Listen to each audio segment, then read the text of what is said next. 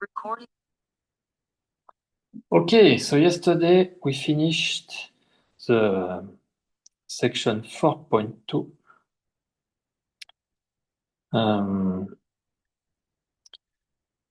we started a short section 4.3.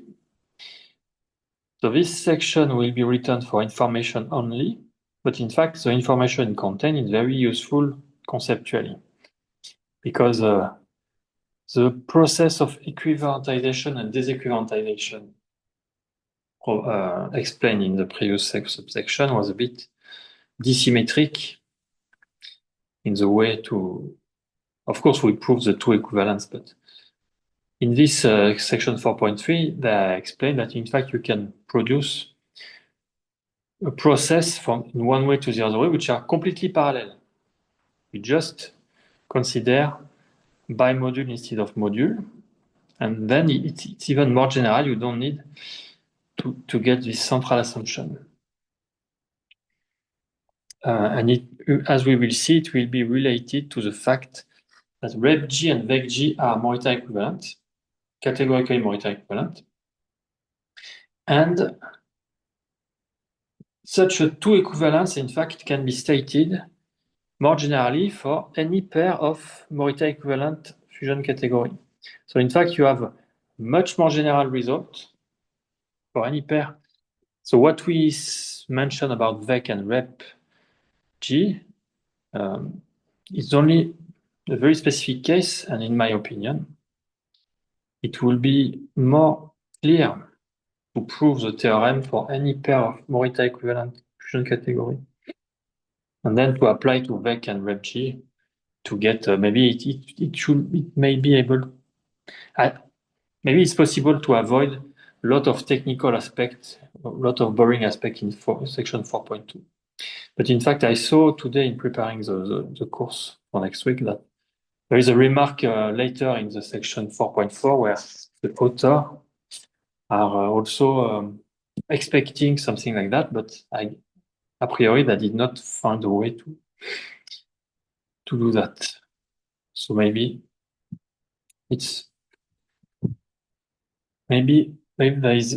there may be an opportunity to simplify the proof for someone who is interested to take time to do that. I guess the proof can be significantly simplified. Anyway, it does not matter, in fact, because we are playing with these tools. So you consider one proof, another proof. You can consider, in fact, several proofs of the same result. The goal may not be the result, the proof in itself, but to be more familiar with the tools, etc. So even if you consider several proofs, even if one proof is more complicated than the other, in any case, we manipulate these tools, so they are more familiar to us. So this is the main goal. Okay, so we started. So let me read again what we say here. So you fix a finite group. So these two equivalence theorems say that the two categories of Karoubian tensor categories D equipped with a central tensor functor, like that, is two equivalent with the two categories of Karoubian tensor category equipped with a G action. The equivalence given by equivalentization and disequivalentization. That's in that. So in this new subsection, in fact, so this new section explains what happens if you don't have this central assumption here. Okay. Okay, so let K1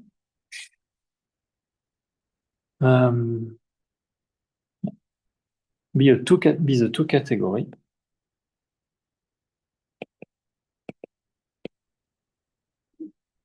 of Karoubian tensor category D equipped with tensor functor. So here, the only difference is that here you have central, here you don't, there is no central here, nothing. Otherwise, the sentence is the same. Tensor functeur f from reg to d, let k2 be the two categories of Karoubian tensor category P.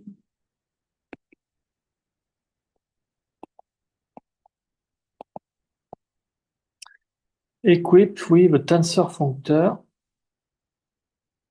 with vecg instead of repg. So you see here it's very parallel. The two are really parallel. So conceptually, this is much better. Pareil, from vecg to P, I guess. I wrote C, but it should be P. Let me check. Wait a minute. So 4.3.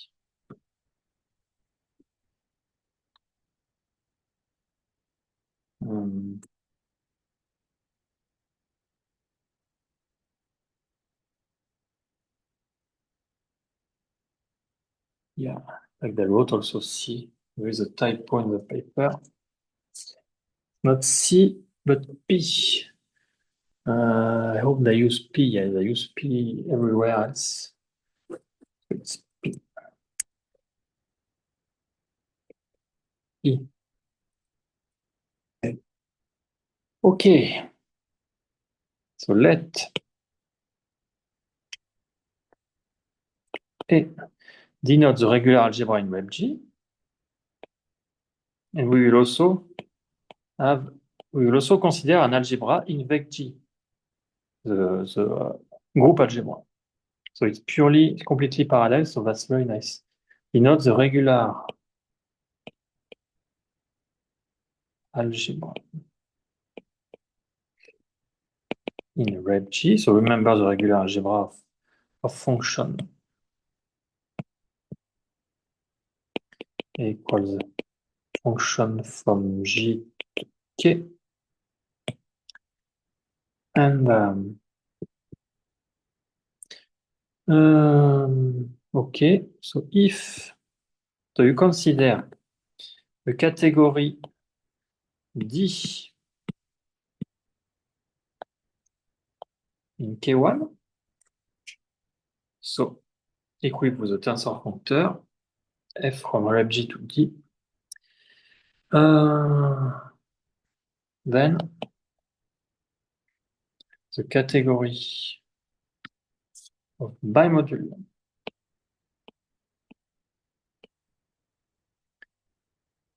of A bimodule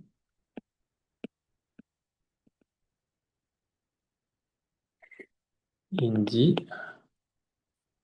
is a Karoubian. So this section is written without details. It's just for information. So there is no need to care about the details. Is a Karoubian, where is it? Tensor category P. So it is easy to see that the tensor category of A bimodule in RepG is equivalent to VecG. So if you restrict, so RepG here is a so if the tensor functor is fully faithful, we can see RepG as embed into D. Otherwise, it's not specified. So what's so otherwise you just consider the image, but anyway, doesn't matter. It's easy to see that the tensor category Oh yeah, no, you just consider A as an element of A is an element of rep G, and by the functor you can put f of A as an element of D. So when you say the category of A by module, in fact you should say the category of f of A by module. It will be more correct because there may not be an embedding here. It's not assumed to be fully faithful. So f of A by module, but in fact, yeah, A act by F because so okay, you can say the action of A via the functor. Maybe you don't need to write f of A. Anyway, so it's easy to see that the tensor category so of A by module in rep G is canonically equivalent to vec G.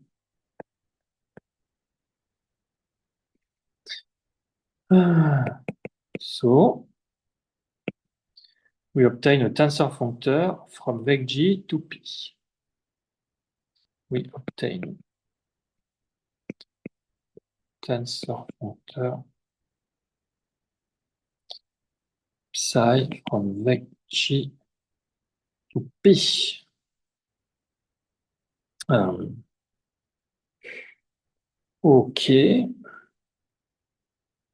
Okay. So you apply some sense. You are here. You have this functor. And you apply the bimodule, A bimodule. You consider the A bimodule of that, so it's P. The A bimodule of that, this is that. So you get up to, after applying the bimodule, considering only the bimodule, you get a functor like that. Then, thus, we have defined a two functor from K1 to K2. So because here it's a tensor functor, so P, by definition, is in K2. So you see, this is very, very natural. Up to checking, of course, all the details. Very nice. So conversely, now you consider another algebra object, but in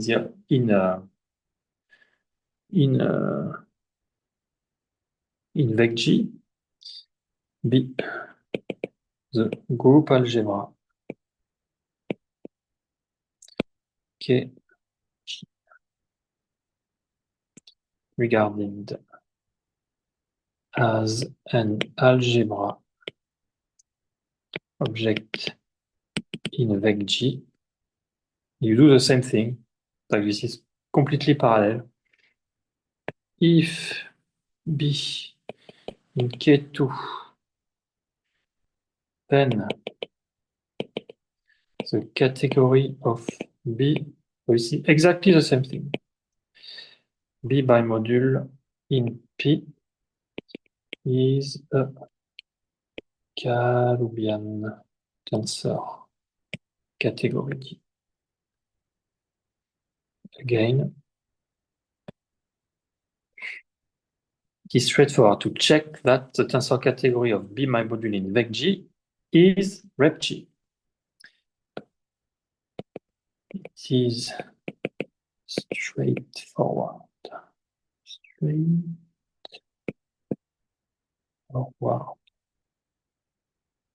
To check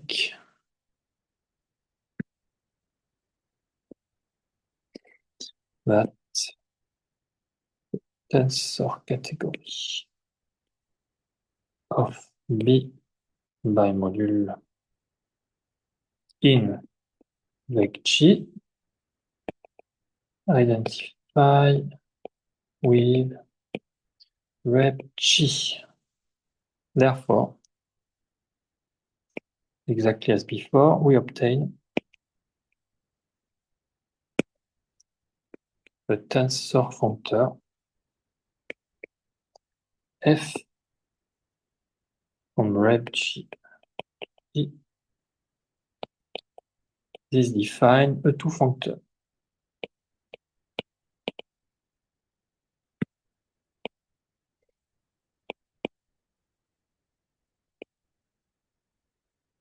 K2 to K1. So I want to say up to checking some details, we are done. In fact, you have the the map from K1 to K2, from K2 to K1. Up to some details, they look completely inverse to each other. So this really look to be the good way to present the thing.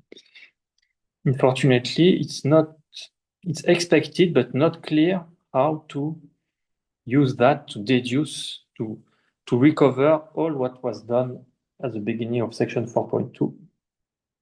But it's strongly expected. Theorem. So a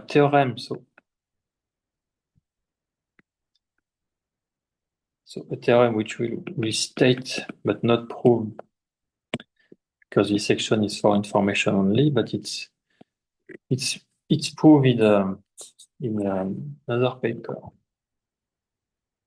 in 2010, saying that these two functors are mutually inverse to equivalence. So these two functors from K1 to K2 and K2 to K1 are mutually inverse to equivalence.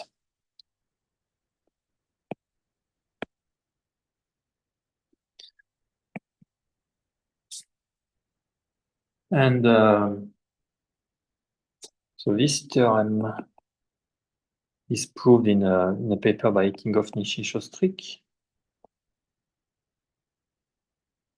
In a Tingoff, Nishi, Shostrik paper in Quantum Topology Journal, 2010.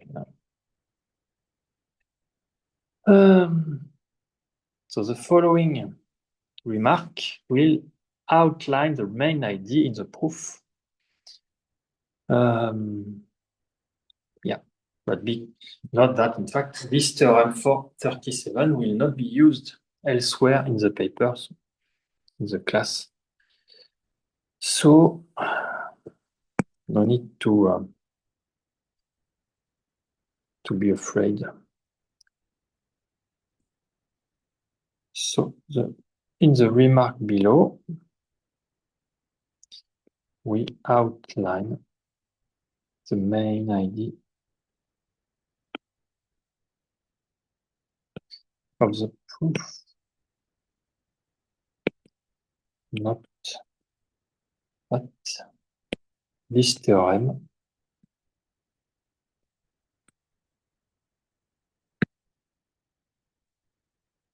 will not be used elsewhere in the course, or same for the paper. What about these ideas? So these ideas are also interesting. In fact, I really regret that this paper we are covering do not just the author was not able to find the clear proof, the clean proof, really abstract clean proof, because this section 4.2 is really Yeah, it's really not good for the paper. The reader is really... Anyway, so we are no more in section 4.2, so we can breath. So now this section we talk about the notion of Morita equivalence, which come from ring theory and which was generalized to category theory by Muger. And this is, so that's very conceptually very interesting. So let R1, R2 are Morita equivalent rings. So Morita equivalent mean that the category of bimodule are equivalent. So R1 is Morita equivalent to R2 if the tensor category of R1 bimodule. So indeed, this category identify with the category. Wait, no, the algebra, the category. Let me write the sentence so that I will not say something wrong. So let if R1 and R2 are Morita equivalent rings, then the category of rings L equipped with a homomorphism from Ri to L. So we consider two categories, one for I equal 1, one for I equal 2, is independent of the choice of I. Indeed, this category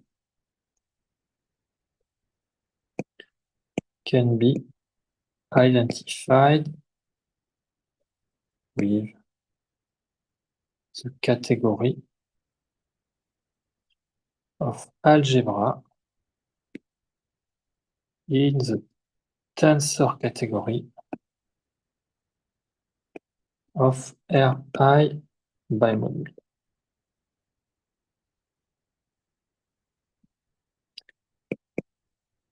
And this tensor category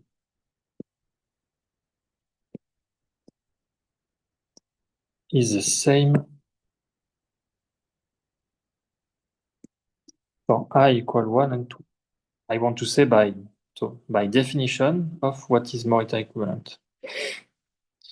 I would like to say. So two rings are Morita equivalent if their R bimodule category are the same.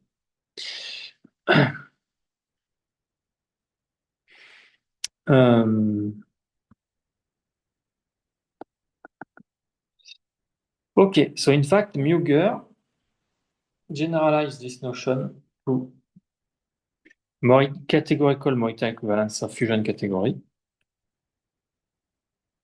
Muger 2003 introduced the notion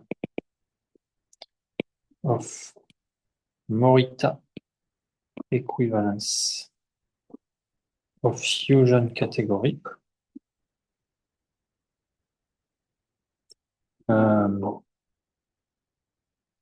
Parallel to the classical notion of Morita equivalence for ring.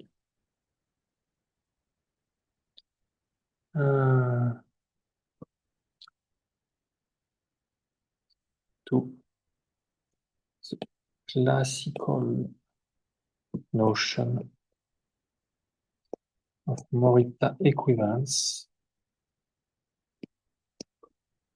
for ring. And in fact,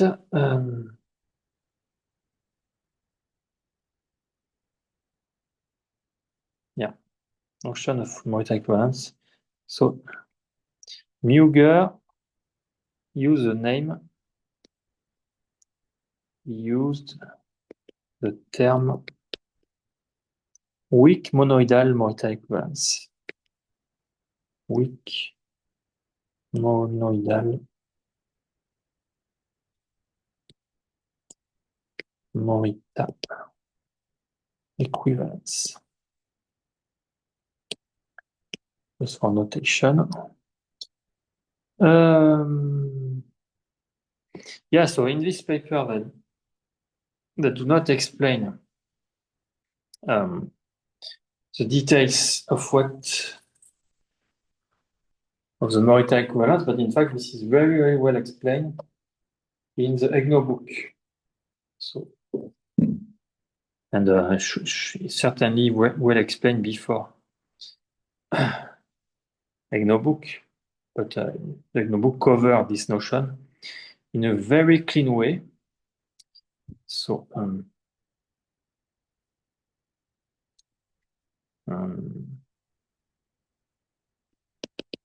so it is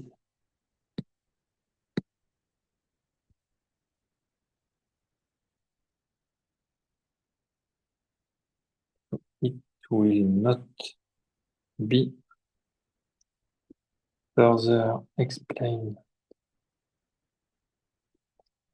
in this paper,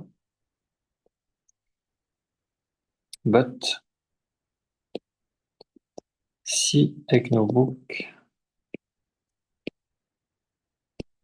for details. So it's very, very clear. Okay.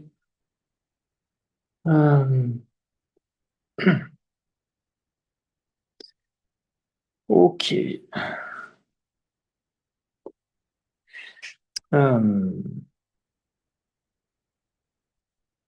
Yeah. Otherwise, you can see. So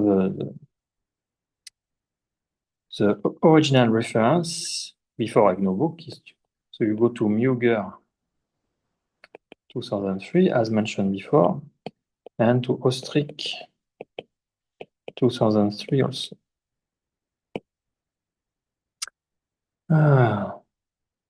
So it's well known that VecG and RepG are Morita equivalents. It is known that the fusion category RepG and VecG are Morita equivalent.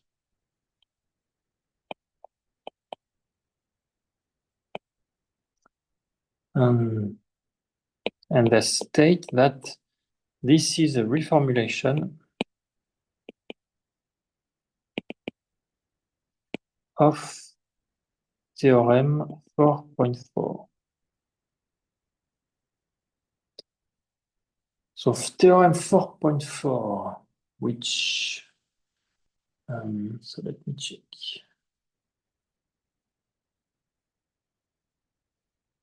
Uh, 4.4. So this theorem is saying that the two functor C maps to equivalent integration of C, D maps to disequivalent integration of D, are mutually inverse two equivalents between the two categories of Kerbian blah blah blah, Kerbian K-linear category equipped with G action, and the two categories of Kerbian K-linear category equipped with the K-linear rep-G action. So this is more or less the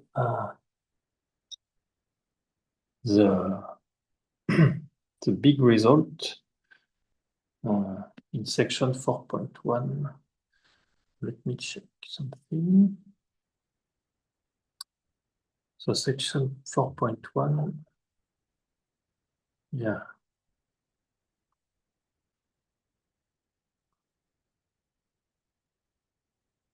Yeah. No, what the boring section was 4.1, not 4.2. 4.2, we came back to tensor category. So here, so this is quite strange. They are saying that the fact that RepG and RepG are Morita equivalent is a reformulation of this theorem with the boring proof. But in EGNO book, they prove that Morita equivalent is very easily, in fact. So is it really a reformulation or it's just an abuse of otherwise you can omit completely the section 4.1. You just say, okay, they are Morita equivalent, and that's all. The notion of Morita equivalence, in fact,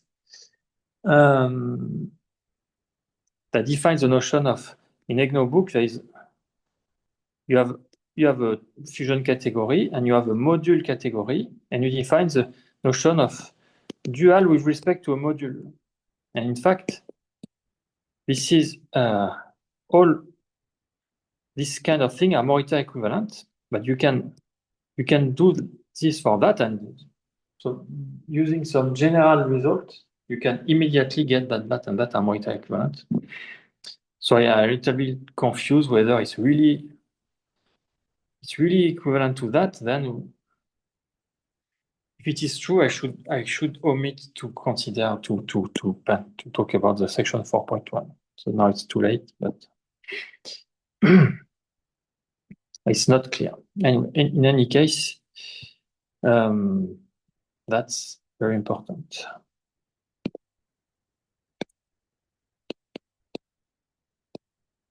Very important. And I would say it can potentially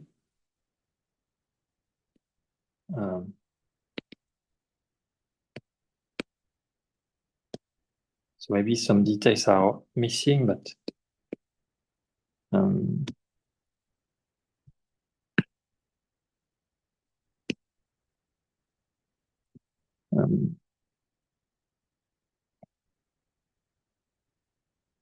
that could potentially significantly simplify the section 4.1. So I'm not 100% sure, but anyway.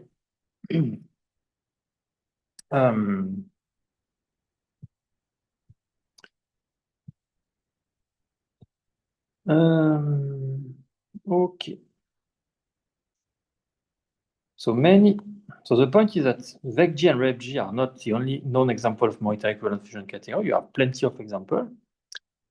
And you have this kind of equivalence. So you can get this kind of equivalence for any pair of Morita equivalence fusion categories. So it's very general result. So many other example of Morita equivalent fusion category are known. Si, for example, so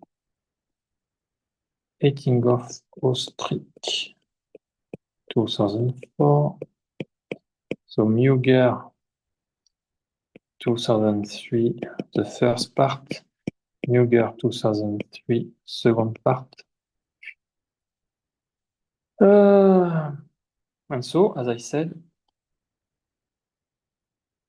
so in theorem 437, so this theorem here,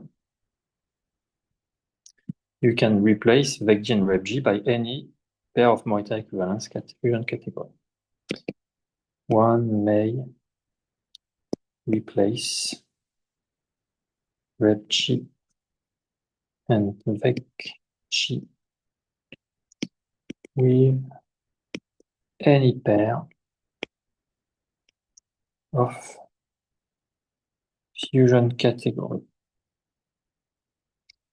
related by a Morita equivalence.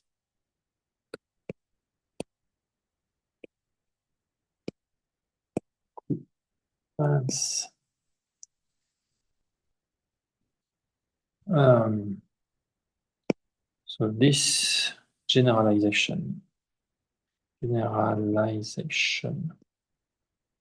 of theorem of this theorem is proved in this Etinghoff-Nishishostrik paper in quantum topology.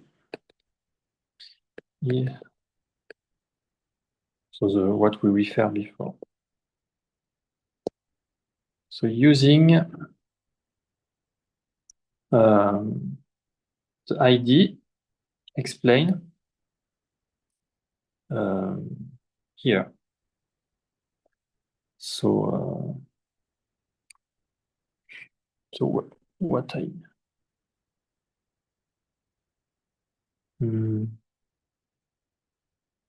yeah, anyway, using more time.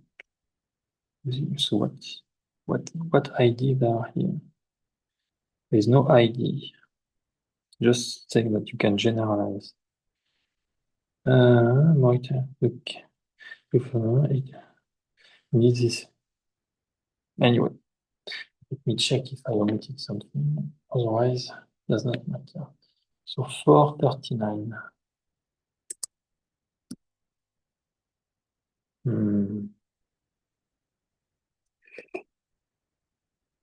No, it does not matter. So using essentially CID describe in remarkable. So I'm not completely sure there's no typo here, but it does not matter.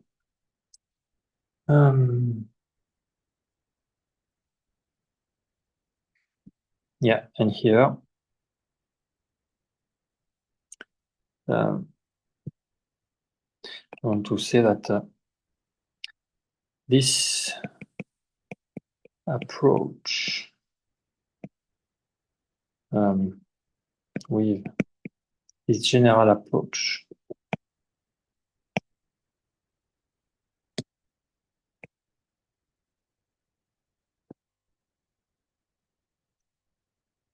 with pair of Morita equivalent fusion category should be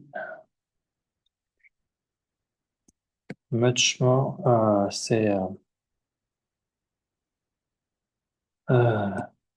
should be much better. Yes, much better.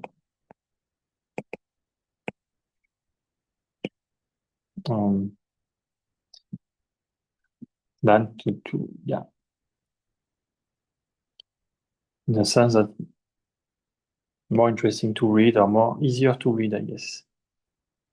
Less. It's not that maybe it's technically more complicated, but conceptually much better. So more motivating, less boring in some sense. Anyway.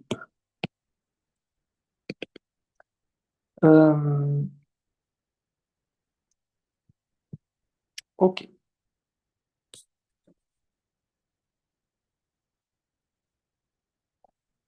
So another remark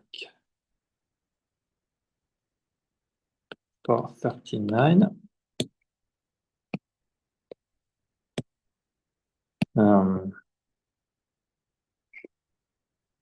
So this next remark is here to explain what should be the link between this construction with bimodule and the usual equivalentization and disequivalentization we mentioned before. So how do you recover that when you are in the central situation? So we now explain the relationship between the déséquivalentization two functeurs, déséquivalentization two functeurs from 4 to 4 and the two functor K1, K2 appearing just before in theorem. Wait.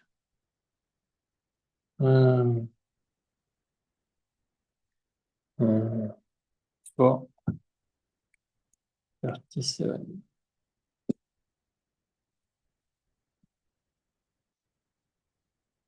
So the relation is the following. So suppose D is a Karoubian tensor category over rep G. So equivalent with the central functor, by definition, is a Karoubian tensor categories over rep G, which means it is equipped with a central functor from rep G to D. Let C to be the disequivalentization, be its deequivariantization. So here, in this situation, it is the category of A bimodule, of A module, sorry, in D. Then C carry a natural G action. Then C carry, so as we already repeat so many times, G action, and it is straightforward to verify that the category of A bimodule in D canonically identified as the semi-direct product of C with vec G. And then no more information. So it is straightforward. Straightforward to verify that the category of A bimodule in D canonically identify with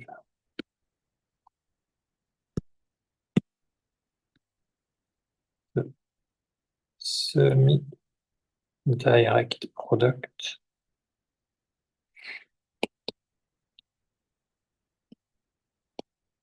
So I guess it's a semi-direct product in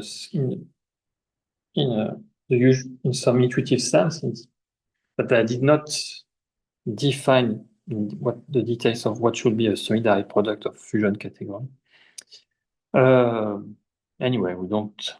In fact, we will discuss something similar later with the notion of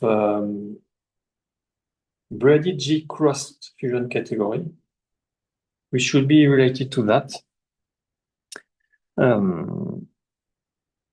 So the point is that the disequivalentization here is not exactly so what is written in this subsection with bimodule is not a generalization of the disequivalentization. This is not the P if in the central case, so here you have this central case or not central. If you apply this construction to the central case, the P you get here is not the disequivalentization. It is a disequivalentization with the semi-direct product. So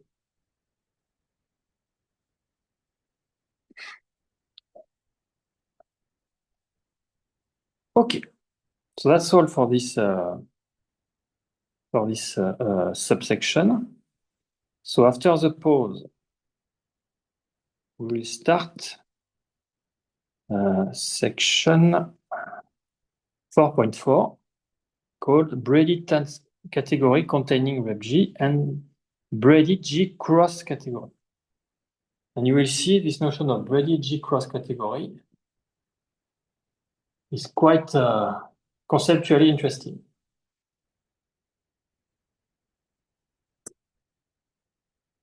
Okay. So next, as I said,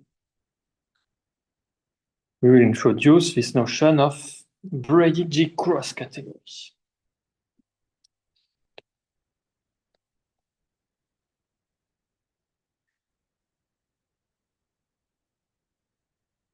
Oh.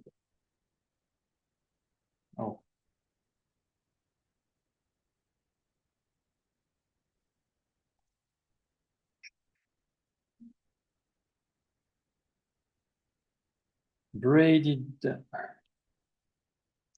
categories containing WebG and braided G crossed category. So it's another, I guess it's another two equivalence. Is it stated explicitly as a two equivalence? I guess so. Not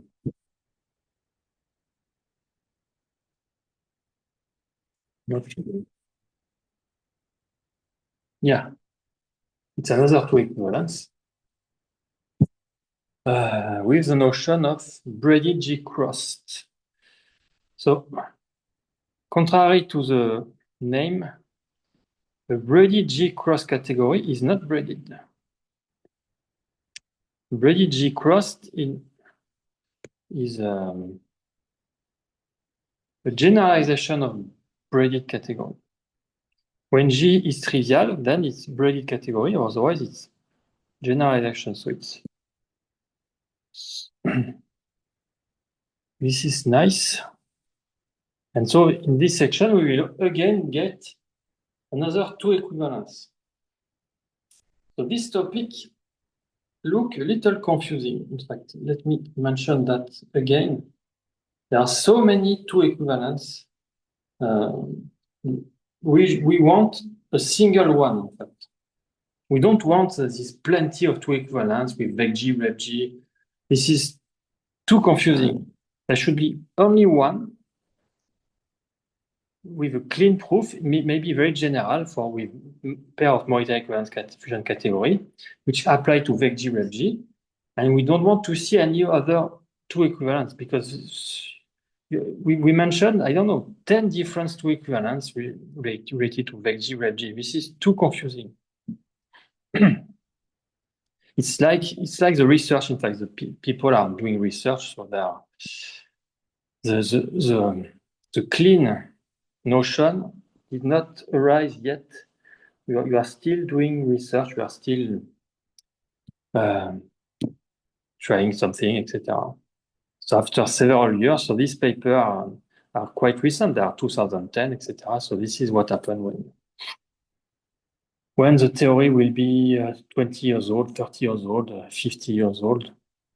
In the textbook, you will introduce the thing in a much more clean way. But anyway. Maybe this braided G-crossed category is a good notion. Maybe the other approach with bimodule was a good notion. But one notion should be only one notion.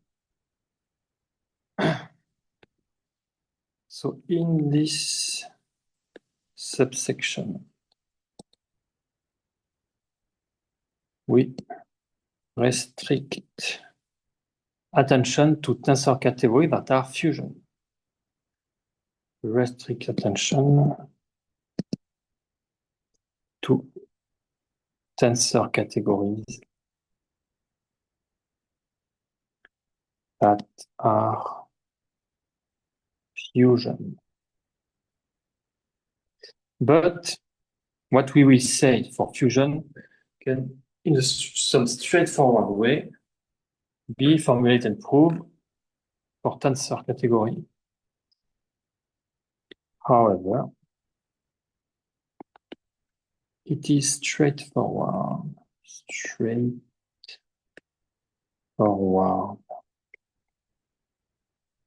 to formulate and prove analog of the definition and result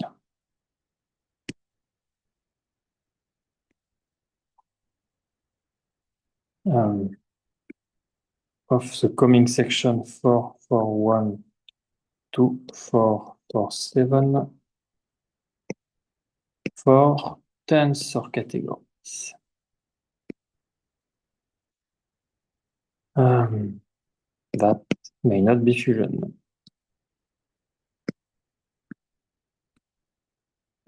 Mais ça really fusion.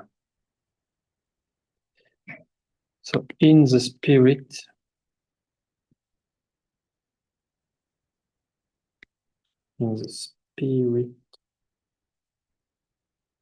of theorem 4.19, for example.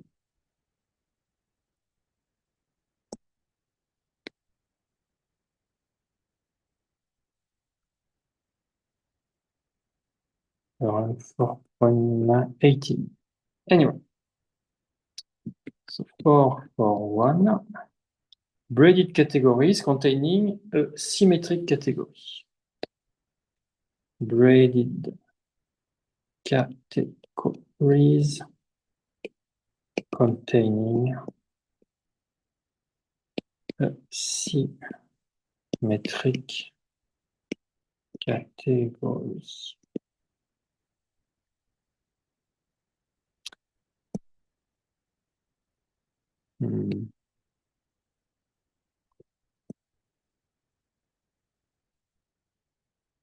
Definition. So this definition is a little confusing. In fact, they are just saying that a braided fusion category containing a symmetric category is a braided fusion category containing a symmetric category. So it's they are just reformulating by saying that there is a fully faithful braided functor, but this is essentially the same by saying it's included.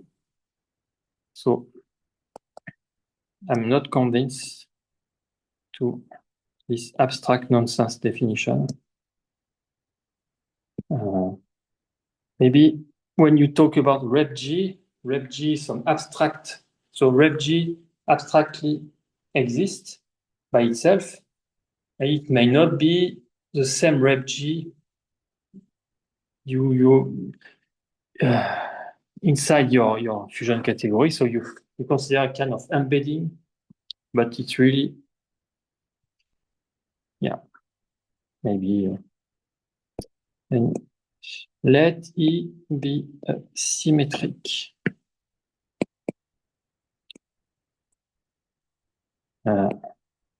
Fusion category. Braided fusion category.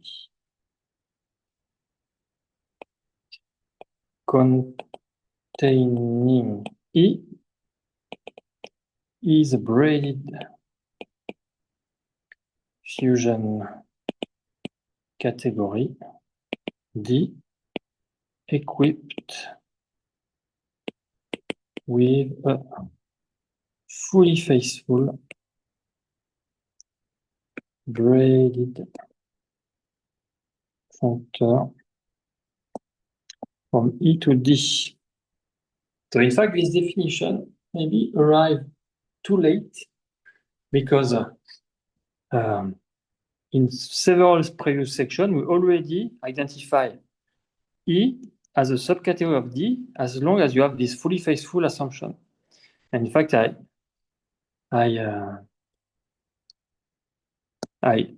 notify that several times.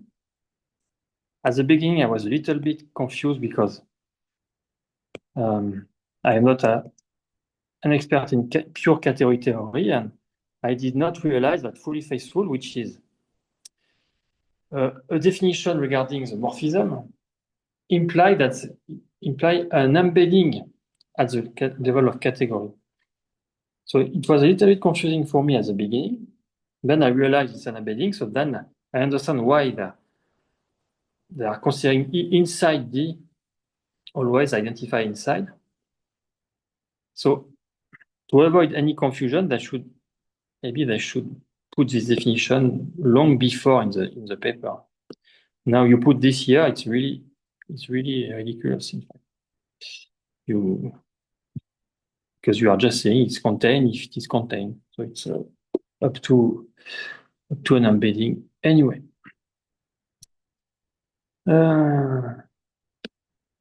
So it is essentially so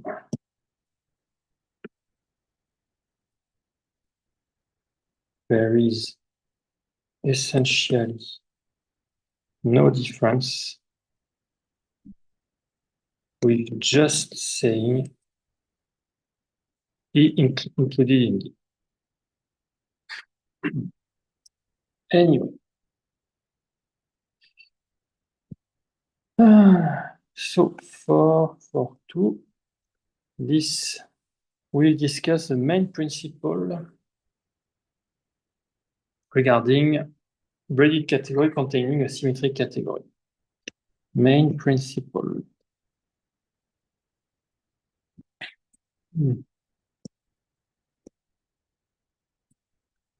Okay. So, so let G be a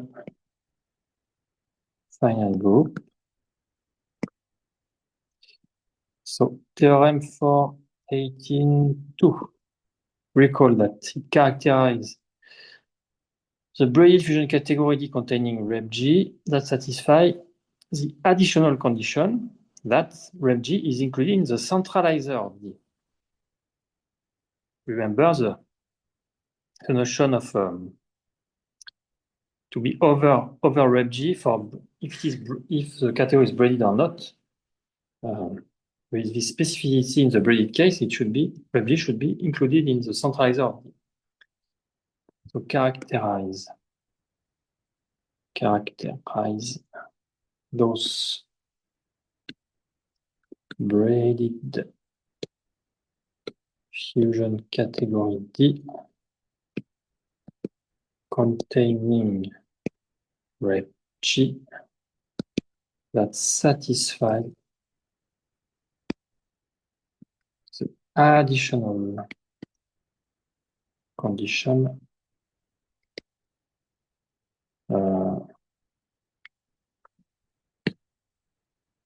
rep G included in the centralizer of D.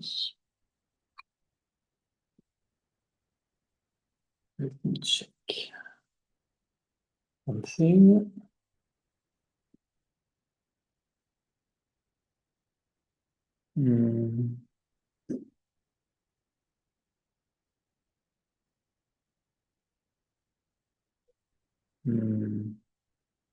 Yeah. So the second point of theorem 4.18 is about braided tensor category over rep G. So it's exactly that. Okay.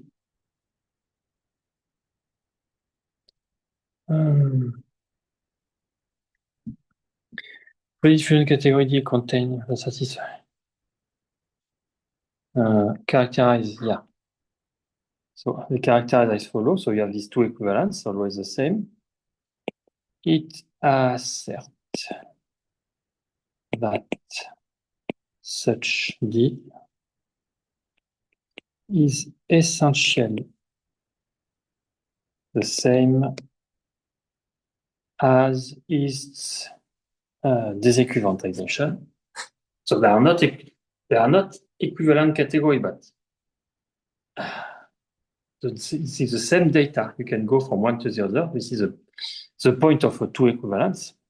At the data level, it is the same, but strictly as a fusion category, they are not equivalent, of course. So it's essentially the same as a braided fusion category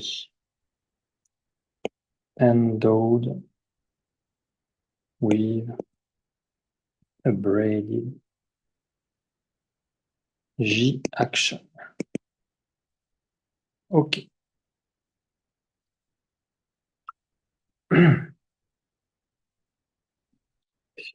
OK. So here you have a braided fusion category containing rep G with this additional assumption. And what we will discuss now is what happens if you don't have this additional assumption, which should be essentially the same as the previous discussion when you don't have the central assumption. So, should be more or less the same. So it was first. So this generalization is due to Kirillov in an archive paper not published, Muger 2004, discovered an analogous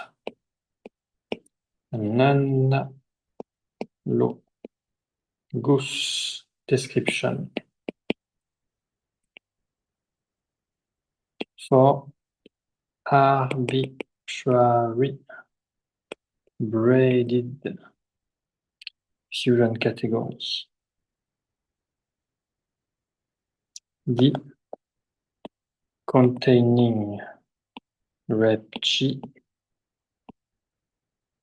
without the centralizer assumption. So their main principle states that the data of a braided fusion category D containing rep G is equivalent to the data of a braided G crossed category. So we will discuss that. We will introduce that later, soon. So conceptually interesting.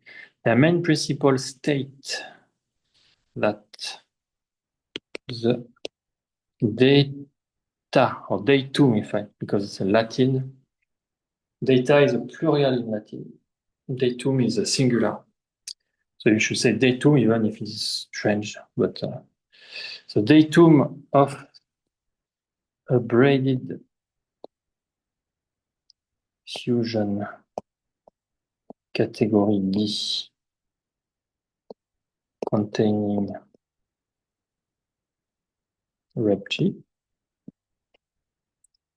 is equivalent to the datum of a braided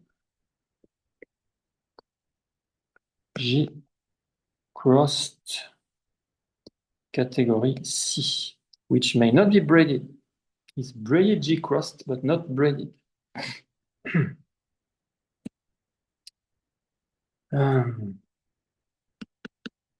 So this notion, which will be introduced in the next subsection, is due to 2IF 2000. So is recalled in the next subsection.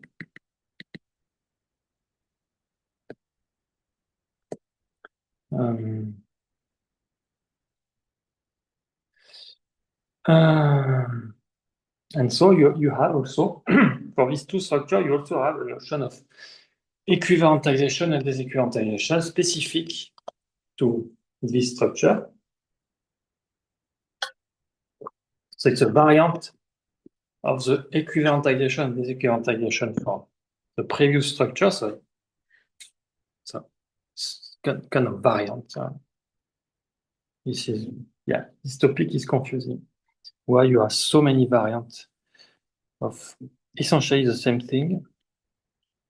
This is a mystery for me, but there may be some details maybe below. Okay, so these two type of structure are related by the mutually inverse procedure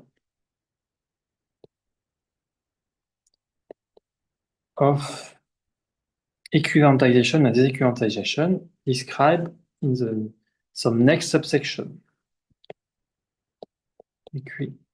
Equivalentization and disequivalentization as described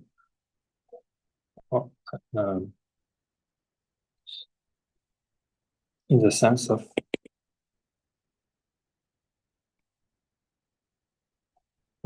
subsection 444 and 447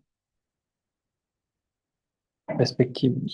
So the first is for equivalentization, the second for disequivalentization respectively.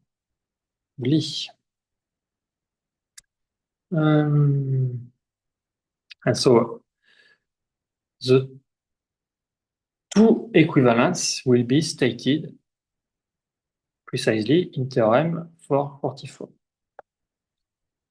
Precise formulation appears in theorem 434.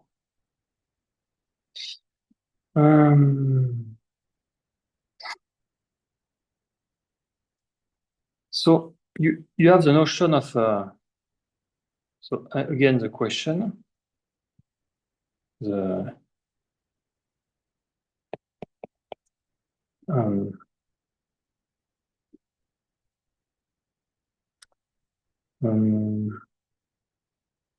so the question I am asking is whether this theorem cannot be covered by that. You cannot just get this theorem as an immediate corollary or not so immediate. And there will be a remark later in the paper of the author saying that they expect it's possible, but unfortunately that they are not able to find a proof. So it's quite surprising. So there are some subtleties in this theory. I am a little bit of the negative about saying that there are so many variants of the same thing. There should be some subtleties between one to the other, etc. But yeah, it is essentially the same thing, and maybe they are missing some universal approach. But it may not be so complicated. I guess people have just no time to do that, because you need to be expert enough to do that, and the big expert has no time to do that. So isn't already covered by theorem 437. Because you see, in the theorem 437, when we discuss about this theorem, we finish by a cross product, a sumidary product. And that should be related to this crust here. In fact, the braided G crust will generalize the notion of sumidary product of multiples. So,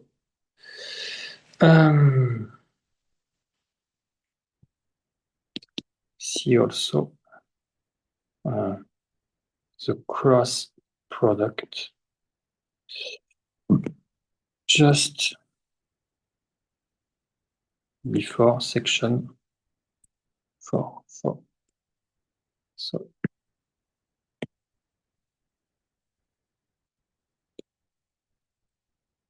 okay. So now now the interesting part. What is a braided G-cross fusion category? So before preparing this class, I met this name in the literature several times without focusing more. But I had in mind that this should be a braided category, but in fact it's not, may not be braided. So it's a weaker notion. It's a generalization of the notion of braided fusion category where G is trivial.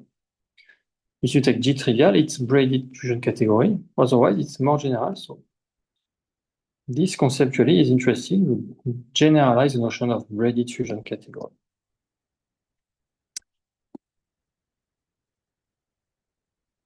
Okay. And one interesting question I want to ask also is, I did not yet met in the paper or in the literature. Can we also generalize the notion of modular? Can you have some modular G-cross fusion category? That would be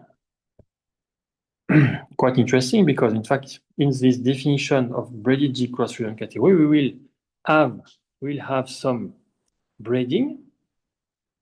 And remember, the modularity is like when the braiding is non-degenerate in some sense. Or more precisely, when the S matrix is invertible. So it may be possible to define notion of modular G-cross fusion category, but I will leave it as just a question, because it's not the point here. So that's really interesting.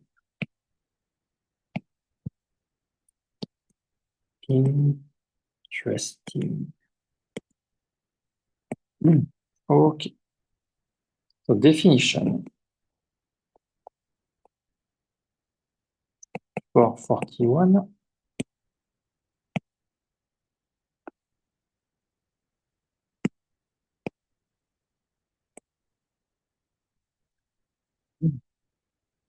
So be careful. So a braided G-crossed fusion category. So as I said, it may not be braided, but yeah, the notation is confusing. I guess it's not a good notation. We will see that, in fact, regarding these two equivalents, in fact, it's the data of a braided G-cross category is the same as the data of another category, which is braided, which is really braided. So it's not so bad, but yeah, when you say that, someone who don't know the definition and see that, everybody will think this is a braided fusion category with some extra G structure, but it's not true. So be careful. So the braided G-cross fusion category is a fusion category C equipped with the following data. So let me write that it may not be braided. So that's very important.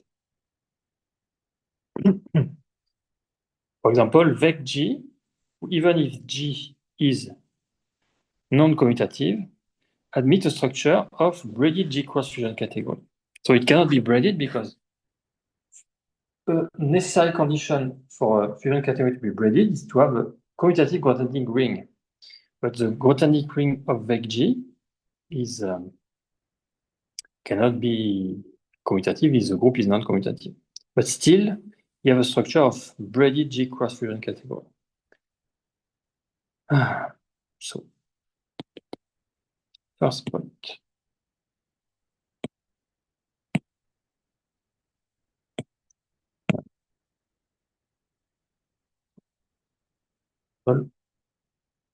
Avec G.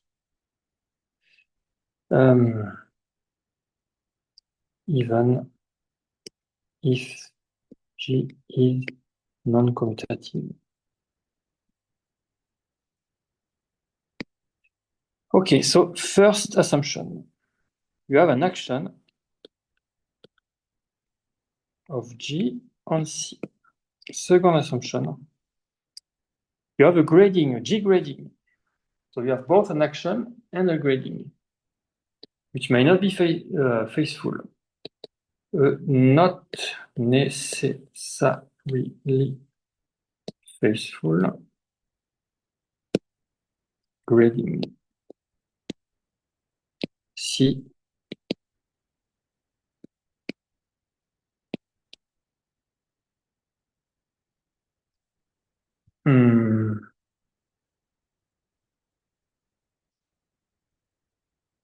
Okay. Third assumption. You have some G braiding isomorphism.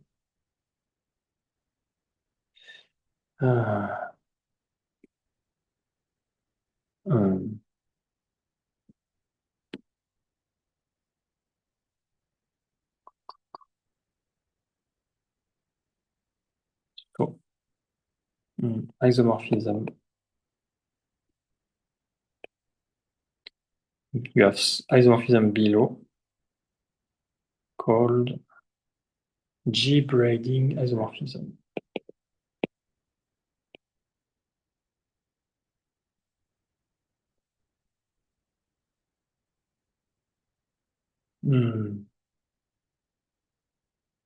So an isomorphism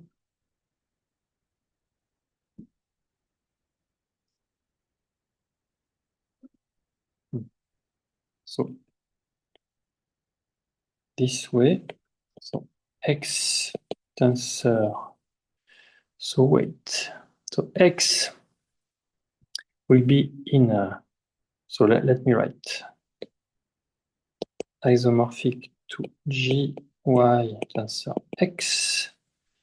So you take G in the group, X is in the G component of C, and Y is in C. So let me put a small index. So maybe I will write like this way. Just to, for the pictorial, it will be more appropriate to put a little index just to specify that this X is in the G component of C. But in the paper, they did not put this index. So this is just for the just for a clear understanding.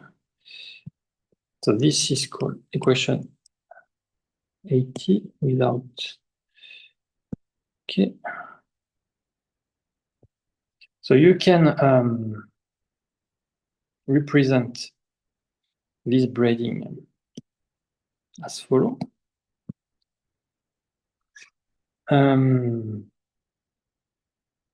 So we have X. So let me write 80 here. I can draw the picture here. So you have X, Y, G, Y, X, and some braiding, which is not, this is not a braiding in the sense of a braided category. This is just a notation which is not in the paper, but just to help the understanding and read my little g here. Because in fact, this data should satisfy some axiom. And in fact, the axiom this picture will satisfy exactly the axiom of a braided fusion category. So, except that here, these two objects may not be the same. This is y, this is gy.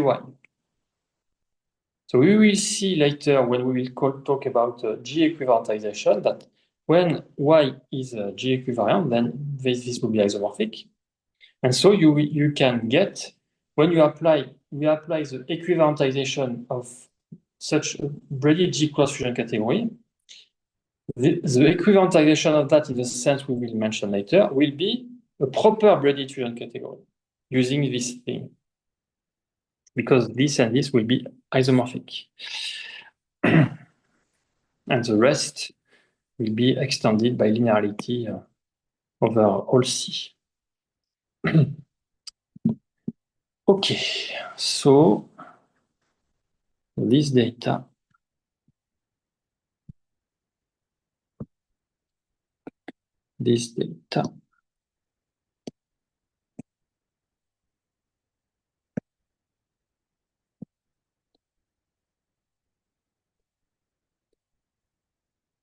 must satisfy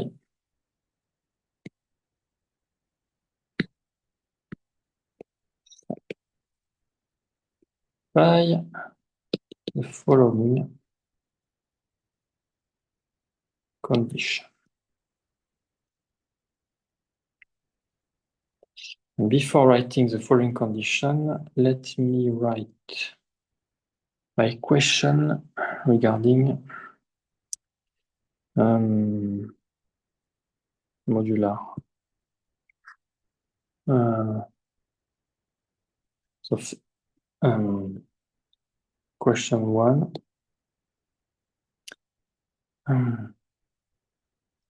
Can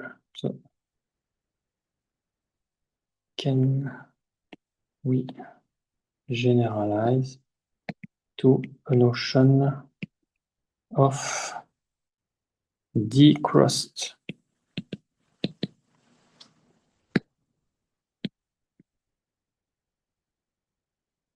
fusion category, or braided decrossed. Fusion of braided decrossed fusion category. Here you specify G because here G refer to the category VecG or RepG, which are Morita equivalent, but maybe in the same way you can get a notion of braided D-cross, which are not braided, but it will be a generalization of that. So that. And the other question is there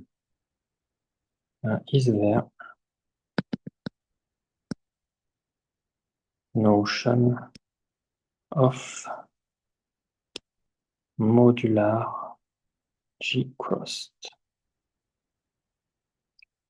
fusion category? And by extension, question 3 is the notion of modular D-crossed for some. Anyway. So it should come from some non-degeneracy of this. Or maybe you just, I guess you just said that the equivalentization, which is purely braided, should be modular. And that should be enough to answer these questions. If you say because the equivalentization, as we will define in the next subsection, is really a braided fusion category, then a braided G-cross, modular G-cross will be a braided G-cross whose equivalentization is modular. So that may answer this question.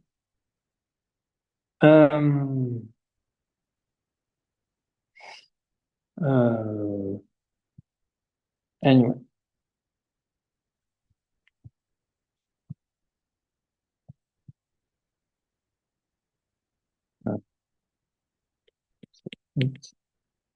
take modular equivariantization.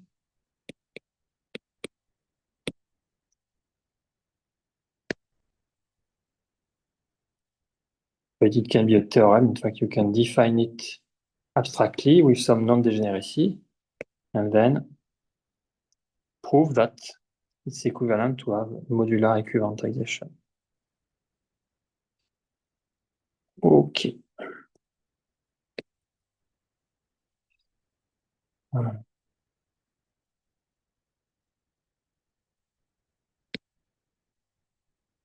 Anyway, so what are these conditions? So first, so I forgot to say what. Again, something here regarding that, which is really want to say it's generalize also the notion of semi-direct product. So this is as for, so say here, as for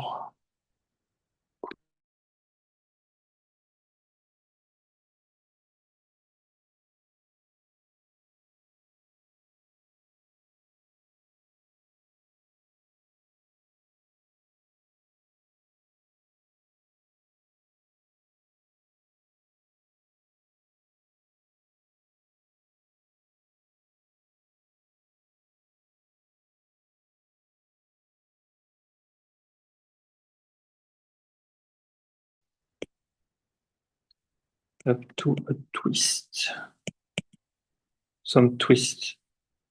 And this is exactly what we are doing here, that they commute up to this twist. So this is strictly the generalization of cross product of group. Here you have G here because X is in the G component. So, okay. Oh, it's almost time. I spoke too much.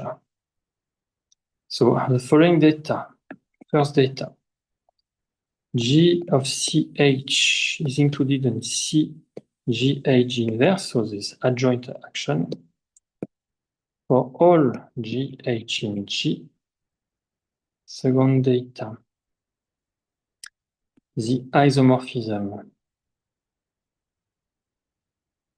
CXY are functorial in both X and Y. Third, the G braiding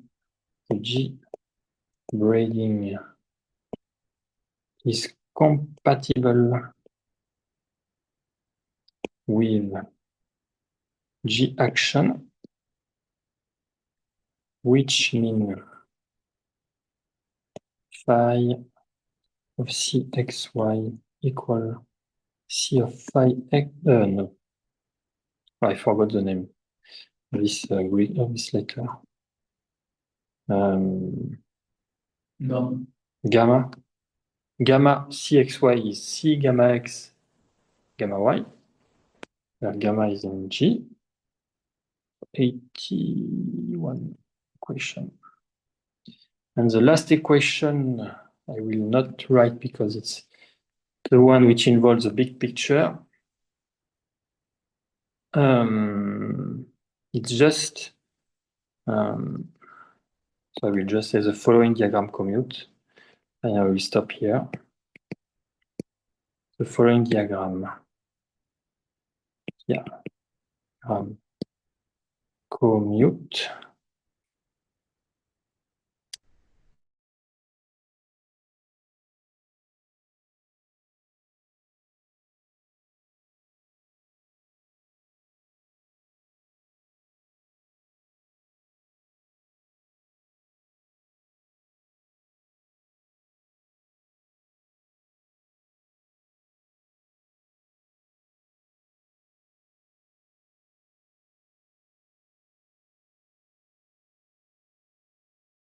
any problem. It's okay. Yeah, so let me, yeah. So just this little, so this thing, if you remember, if in the, you have that equal something like that, etc. But here you have, this is exactly as written here. So for the G cross structure, but this is exactly the same thing. So we will write this in details next week. I will stop here. See you next week.